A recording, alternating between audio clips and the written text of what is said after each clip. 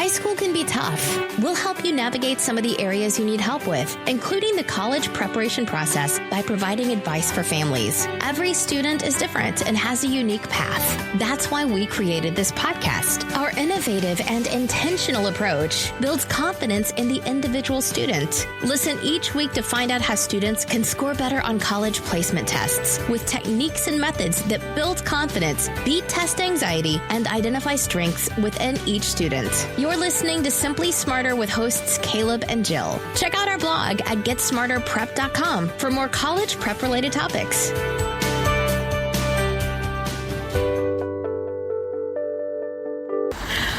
Have you ever wondered what a good ACT score really is? On today's episode, we will be tackling just that.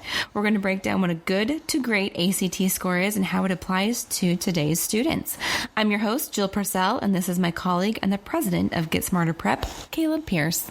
Hey, y'all. How are you? Oh, y'all. I know. I've been trying to bring y'all into my lexicon. I just think that it just kind of makes sense. It does? I'm not Southern in any way. No, you're not. But I just kind of like y'all. Oh, okay. I'm bringing it to KC. All right. I mean, some people come up from Texas, Oklahoma, so it's a thing.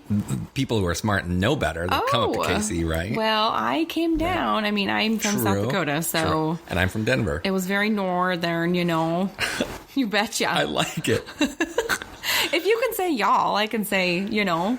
And big. You guys. Don't you know? I like it. Anyway. Welcome, guys. We're so glad to be with you. Podcast number 2. We are happy to be here. We're going to talk about what a good ACT score is. Let's start. Yeah, let's dive in. What is a good ACT score, Caleb? Oh my gosh. I get that question like almost nonstop. Like I hear it all the time. And it's not just here, but even when I worked in higher ed for 11 years before Get Smarter Prep, people would always say, hey, what is a good ACT score? And it's so relative. Like, right. It just depends on each student and what your goals are and all that. So we hope to help you kind of manage that process and understand what that goal is and help you kind of get moving in the right direction for that goal. Yeah. Right? I like that. Yeah. Let's do it. Yeah. Excellent. I hear all the time, actually, what a good ACT score is. You do? See if this is a myth buster or not. Ready for it? I'm ready. A 30. I want a 30. Oh, yeah. I think about 85% of students who come to Get Smarter Prep say that. Yeah. And clearly, a 30 is not achievable for everybody. Or even if we could, with a lot of time and energy, maybe it still doesn't make any sense for what a student wants to achieve. Right. So, for context, again, I'm all about context. Let's make sure we're looking at what makes sense for the student.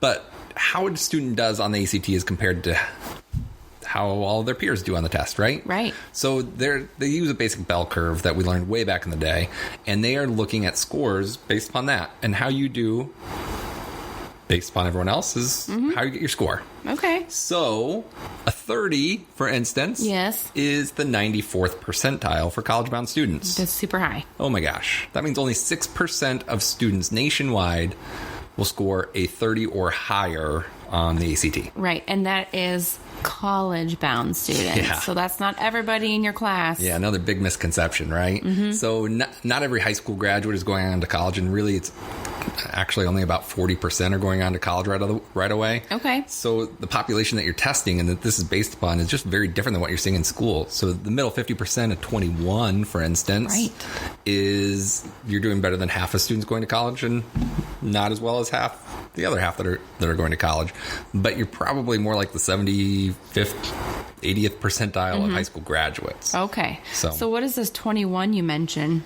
Yeah. So it's one of those benchmarks that we kind of like to assess and look at when we're kind of preparing. 21 is that national average. It's that median score. Again, that's the national average, to be completely precise. And again, that's how they're creating their scale. Right. That's why this weird thing from 2 to 36 actually exists, is because they're structuring it in a way that kind of fits this bell curve, and that 21 happens to be the very top peak of that curve. Okay. So what about here in some of our local places, or even in Kansas? What's Kansas. Our state? I'll tell you. Okay. Kansas average 21.7. So, right there. Yeah. Right there with that national, a little bit higher. In the Johnson County School District, we have 3 different school districts. Blue Valley is going to come out on top at 25.4. Olathe School District is 23.8. And Shawnee Mission at 22.7. So all above Kansas average and national average. That's fantastic. And that's the 3 big ones here in Johnson County, right? That's the 3 big ones. Yeah. Yeah, on the Kansas side. Mm-hmm. Mm-hmm. Even more impressive, again, are these private schools. Yeah. Right? We have so many great schools in the KC area. We do. But some of these private schools, these scores are pretty impressive. What are those, Jill? Notre Dame de Sion is 27.1. Rockhurst is 26.5. Wow. St. Teresa's 27. And the Barstow School is 28. Wow. That's fantastic. That is really, really solid. Really good. Oh my gosh. Let's put that in context. Yeah. The 28 for Barstow. Mm-hmm. A 28 is actually the 87th percentile. Wow. No, I take that back. It's the 90th percentile. Whoa. Holy cow. That's fantastic. That means that their average student is doing better than 90% of students going to college. Really great resources here in Kansas City. Great work, guys. Woo. Fantastic.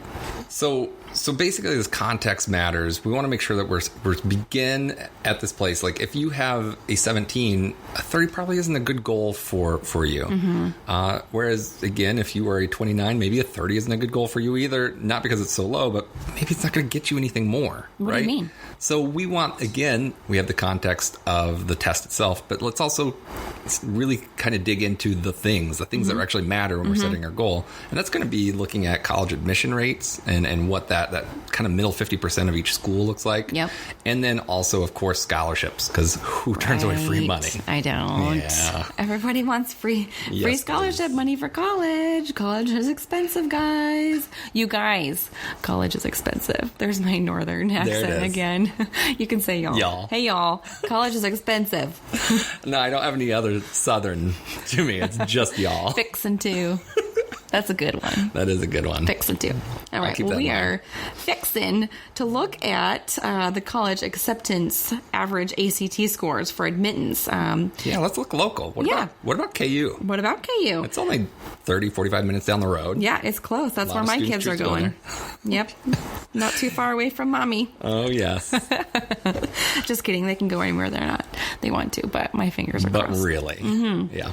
Yeah, 23 to 28 is the average at KU. That's that middle 50%. Mm-hmm. Colleges love talking in terms of this, whether you're looking at ACT scores or GPA or whatever else. They're looking at that middle 50%. That mm-hmm. means the bulk of their students, their 50% is right there in that range. They're going to be 25% lower and 25% higher. Okay. But we always encourage students to kind of find those good fit schools mm-hmm. where their scores are in that middle 50%. In the middle. It gives them a really good good shot at getting accepted. Yes. And probably a good fit academically as well. Mm-hmm. I like that. I like it. What about TCU, Texas Christian University? Yeah, that's one of those that we hear a lot around here. TCU and sometimes SMU, those get lumped together. Okay. And sometimes Baylor, right? But let's look at TCU and SMU in particular. So mm-hmm. TCU, their average scores, that middle 50% is 25 to 30. Okay, a little bit higher than KU. Yeah, a little bit higher. And what is that 25? Do you know what that percentile is? The 78th percentile. Yeah, still all the way up to that 94th percentile. So mm-hmm. so again, students are doing really well on their ACTs if they're heading to TCU. Mm-hmm. Now, keep that in mind, what I just said, 25% of students are scoring below that 25. Mm-hmm. So there are students in the low 20s, maybe even a high teens if they have a great resume and other supporting pieces. Yeah. What about the other supporting pieces? So you have a great resume, you have a good GPA. Your GPA, your strength of schedule, maybe you had a great interview, mm-hmm. Maybe your essay is just amazing. Right. All these extracurricular activities, leadership, those can mm-hmm. really play a big piece in the admission puzzle as well. All right, very good. Very good. So SMU, we were talking about that a little bit. I don't think we ever got to the acceptance rate. Yeah. 28 to 32. Yeah, 28 to 32. A little bit higher. It is. It would be what I would consider a selective school. Okay. And then we'll talk about some highly selective here in a little bit. Right? Okay. So when you say selective, is there a difference between maybe selective and elite? Would you say there's a difference, or are they about the same? Yeah. So that selective, anytime we kind of see that 20 in the 20s there at the beginning, I would call it a selective school. Okay. Personally, highly selective is when when we were talking about schools with an average score of 32 or higher. Ooh. And we'll see a couple of those here in just a few. So SMU, again, that middle 50%, 28 to 32. TCU and SMU usually fall in together. And if a student's looking at one, usually they're looking at the other. Yeah. And then once they go and actually visit, one of them will get dropped pretty quickly because Right. they're very different schools, Yeah. different fields on campus. Yeah. So it just depends on that student preference. What about Nashville? Ooh, a little Belmont. Yeah, there's a lot of great schools in Nashville, but let's talk about Belmont. Okay. A lot of students in this area have been mentioning an interest in Belmont. They're right there in the heart of Nashville, so so many opportunities with internships and whatever else, but great opportunities in the music production field and music in general. Podcasting? That's Maybe. This is part of their class, probably. Oh, that'd be so cool. Shoot. Do we get an A? No. So Belmont's average scores are 24 to 29. Okay. So again, getting there in the mid 20s would really set you up pretty well to get accepted at Belmont. Very good. What about Northwestern? Yeah, so Northwestern is one of those that I was referring to earlier, what I would call highly selective. It's probably in the top 20 most selective, maybe top 30 most selective schools across the country. And a lot of students in our area are trying to shoot for the stars and get into these schools that are really going to help them and challenge them along the way. And Northwestern, their average score is actually 32 to 34. We're talking 97th to 99th percentile, right? Pretty wild. I mean, if you're getting in there, that's awesome. Yeah, you've done a lot of things really well, apparently. And right? that's very similar to Notre Dame. Yeah, Notre Dame. And again, a lot of our students, not just at the Catholic schools in the city, but really even in our Blue Valley districts or Shunning Mission or wherever else, there are students who are I mean, there's just so much tradition at Notre Dame. And, there is. And a lot of family ties and things like that. So some great opportunities there if you are scoring very, very well. Yes. That 32 to 34 range. Yes, again. a real quick story. I had a high school friend who's on the crew team. She went to Notre Dame her freshman year. I clearly remember she got a 32, and I was so excited for her. She ended up only going 1 year, but it was very exciting that she went there, and her sister actually graduated from there as well. So that's pretty awesome. Yay, Notre Dame. Made it Fighting a Irish. Family, made it a family event. Yeah, like absolutely. And then the one other one that I just want to briefly touch on, actually two more, and they're kind of in that same score range. What I would consider selective is Santa Clara out in California. Ooh, Cali. Yeah, let's head out. Take a road trip. Who wants to come? Road trip. That means you're driving across like Colorado and Utah. Yeah. It's spring. It's doable. Let's do it. It's doable. Let's go. Let's just get on a plane. Never mind. Better I changed my mind. So Santa Clara is very popular these days, and their average scores are 28 to 32. University of Virginia going the other direction. There's a few more trees if you drive east than if you drive west. University of Virginia is one of those public schools that is pretty selective, kind of like a Michigan or a UCLA or Cal, Berkeley or UT or whatever it may be. Sure. And their average scores in that 29 to 33 range. Okay, so a little bit more selective, like you said. Absolutely. Cool. What about scholarships? We know what it kind of takes for that middle 50 acceptance rate for all of these schools that we talked about. What about scholarship brackets and levels, and how does your ACT score reflect on your scholarships? Yeah, let's cut back to KU again, and a good local example. So students who go to KU, tuition isn't quite as high if you're an in-state student, right? Nice. So their scholarships aren't going to be as significant or as large. And what we have here and what we'll talk about are actually in-state tuition and in-state scholarships, not what you would get if you live in Iowa or you live in New York or wherever it may be, right? So if a student scores a 24 on the ACT and has a 3.75 GPA, they'll actually start receiving some scholarship money. Nice. Right? So you'll get $1,000 per year. And then if you have a 25 and a 3.5 GPA, then you start getting that same scholarship. So just a little bit lower GPA, a touch higher ACT, and it starts kind of paying dividends. Right? What about a little bit of a higher scholarship? Yeah, so that 28 on the ACT and a 3.5 will actually double your scholarship money to $2,000. Wow. A 31 and 3.75 will jump you another $2,000 to $4,000 a year. And a 32 and a 3.85 gets you $5,000 a year. Okay, so let's talk about GPA for a little bit, because I see 3.75 on here twice. but one's an ACT score of 24, and the other is an ACT score of 31. Mm-hmm. So that's a big ACT jump, pretty big difference, right? Yeah. So basically, the institutions are coming up with their own scales, and they're trying to figure out, like, hey, what is the sweet spot? How do we maximize enrollment, essentially? And they've just kind of determined that a 24 and 3.75 and a 25 and 3.5 kind of mean the same thing for their population. So they've kind of offered a same scholarship amount for that.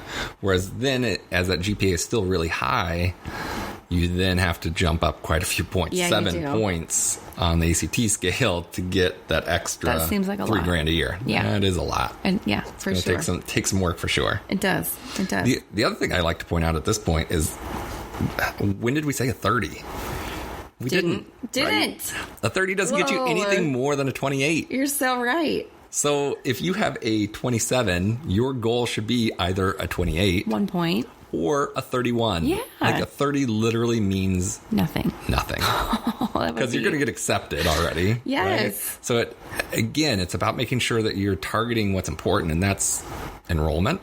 And then, of course, your career in the long run. Right. At the college that you want to go to. Right. Exactly. Not where your friends go. Very true. Tricky. We also talked about TCU earlier. We did. So 29 on your ACT with a 3.69 on your GPA. Holy moly. It's going to get you $10,000 a year. Yeah, we are talking the 93rd percentile, though. I mean, fair enough. Scholarships don't even begin until you're in the top 7% of scores on the ACT. Okay, here's the 30. And the 3.69. Here's the 30 for TCU. Here it is. Okay, you jump $4,000 a year. You have a 3.75 GPA, and you have your big 30, right? $14,000. $14,000 a year. That's pretty solid. That's solid. So TCU is a private school, so it is. If you look at the actual cost, it's kind of pricey.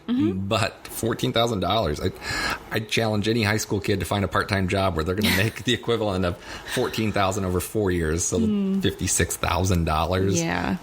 In a part-time job. Well, if you make that doing a part-time job, what are you doing? You know what I mean? Yes. Maybe some better choices. What about a full scholarship, full tuition? So at TCU, you have to score 34 or higher in order to achieve a full tuition scholarship. But so again, top 1%, 99th percentile there. And then 31 and 33, there are actually some pretty good jumps in there too. So again, from a 29 to a 33, you go up 4 points, and you actually more than double your scholarship from $10,000 a year, which is a lot, to $21,000 a year. Yeah, and that might be the difference of, going there or going to a different school. Oh yeah. That's definitely huge. I mean, you have to think about your future and how you're going to pay off all these student loans. Right. So true. Absolutely. Okay, well, go back to Belmont University in Nashville. So Belmont is kind of a cross between the two that we talked about, KU and TCU. And that Belmont, their scholarships begin at a 27. So it's kind of in between. And then they actually only have 3 tiers that they kind of demonstrate. Again, sometimes colleges are not fully upfront and they don't disclose everything as clear as we would like. KU does a great job, for instance, where they just have a matrix and you just find your GPA and your ACT score and boom, they spit out the number of how much money you're going to get, right? And you can just find that online. Yep. Generally. If it's there, it's generally fairly easy to find. If you don't find it right off the bat, it may be because they just don't disclose that information. And how do you find out that information? So then once you go through the entire application process and you're admitted, that's when they will make an actual scholarship and financial aid package award at that point. Okay, good to know. Yep. So Belmont, their scholarship started at 27, and this is where we get into it's kind of ambiguous. If you have a 27 and a 3.7 GPA, you're going to get between $3,000 and $10,000 a year. Whoa, there's That's quite a range. Quite a range there. So especially when we start looking at private schools, they're going to look at admissions and financial aid on a more holistic note. And some of it may be need-based. So if you are a lower income family, they may give you the full amount. Or maybe if you're the high end, maybe you'll get the low amount, right? Okay. Or it could also have to do with other pieces. And again, there's so much in predictive modeling and everything else in higher ed, just like any big business, essentially, right? Where they are going to be determining, like, hey, how much do we think it'll take to get a student like you to come to Belmont or said university? Sure. So it's, again, kind of a weird world, but it is what it is. And unfortunately, that's what we're going to be functioning from, right? I guess. So then a 30 gets you additional scholarship money, maybe even up to a full tuition scholarship. And then 34 or higher, again, is just going to even get you even more money from there. Oh, that'd be so great. Yeah. That'd be all right. Yeah, so really that infamous 30 it's there. Yeah, we busted that myth, I think. We did. Right? It's there, but it's just, maybe you only need a 28. Maybe you need a 31. Yeah. Yep. So take a look at your schools. How do you figure out what your baseline score is for your ACT without everybody else figuring out? Right. Being sent to all these schools. Okay, so we offer practice tests every Saturday morning for anybody in the community. So they can come in and establish that baseline and know how they're doing. And it's not shared with anybody else. It's not shared with anybody else. We think it's pretty difficult to know how to get to your goal. If your goal is a 30, right? Mm-hmm. How do you get there? It's going to look very different if you have a 28 compared to if you have a 22, right? It's just going to take a lot more time and energy if you have that 22, if you have the guts to go for it, right? Mm-hmm. So we want to make sure we have that good baseline. And the other thing that I want to cautious families out there about is ACT and College Board have been cracking down on this a lot lately, where a student, basically, they have all this technology, and they're looking at all the data points in the classroom where the student is taking the test. And this happens most often when a student sees a significant jump. So they took a test as their baseline, but it was an official test. So maybe in September. Right. And then they go and really study, and they take the December test, and they kill it, right? They went up 6 points. Fantastic. Yeah, huge jump. You start applying to all of your colleges. You get accepted in the fall. And then ACT says, oh, that was too big of a jump. We think you cheated. No way. Now you have to resubstantiate your score, that higher 6-point jump. What? And if you don't, they can rescind your scholarship. They can rescind your score and tell colleges that, hey, they didn't really have the score, and now maybe your admittances will go away. It's not a mess, fair, right?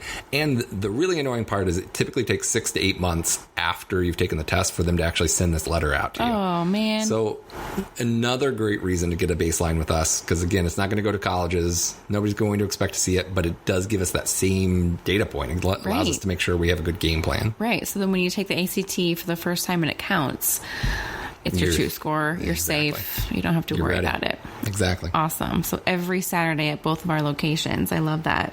So after we've taken that baseline, we have that baseline score for our ACT. Next, we have to look at our test dates to figure out what's a good test date for each student. Yeah, absolutely. It's going to look different for everybody. The two big things that we base that test date decision on, and again, this is maybe a little foreshadowing for next week, is going to be making sure that we are looking at extracurricular activities, and we are looking at the student's curriculum, particularly in math. Why in math? That is the one section of the ACT where students are maybe learning a little bit more in high school that'll help them. Okay. So basically based upon the Algebra 2 class. So if a student is taking Algebra 2 as a sophomore, they're going to be ready for any of the tests during junior year. Okay. But if they're taking Algebra 2 as a junior, they probably need to wait a little bit. Finish that up first. Yeah, wait until the springtime to take that test. I like it. it. So yeah, make sure you know what your goals are. Right? That's a big part of it, for sure. ACT score. And make sure that goal makes sense. Yeah. Yeah. For the student, look at your colleges, see what their scholarship brackets are, see what their admittance averages are, see if you're fitting within those, and we can help you. Absolutely. Yeah. I mean, we offer small group classes based upon your score. And then we also have one-on-one tutoring where we can help a student with whatever schedule they may have. We have tutors available Sunday through Saturday. Yeah.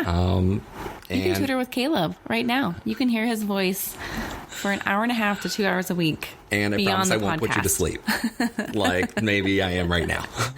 No way. Perfect.